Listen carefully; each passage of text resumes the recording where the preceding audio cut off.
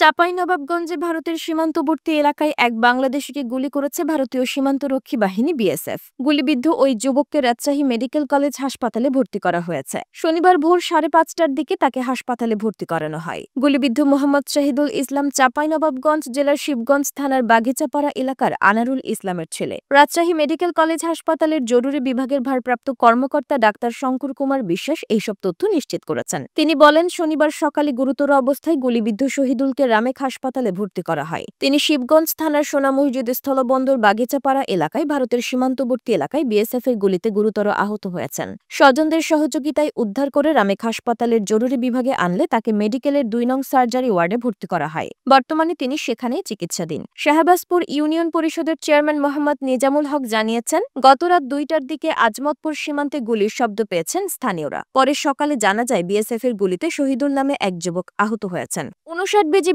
অধিনায়ক lieutenant colonel গোলাম কিবরিয়া বিষয়টি নিশ্চিত করে জানিয়েছেন, সীমান্তের শূন্য লাইন পার হয়ে ভারতে ফ্যান্সিডিল আনতে গিয়েছিল শহীদুল সহ 5-6 জনের একটি দল। পরে বিএসএফ তাদের লক্ষ্য করে গুলি করেছেন। এতে গুরুতর আহত হন শহীদুল ইসলাম। ঘটনাস্থল থেকে 25 বোতল ফ্যান্সিডিল, একটি টর্চ লাইট এবং একটি দেশীয় অস্ত্র উদ্ধার করা হয়েছে।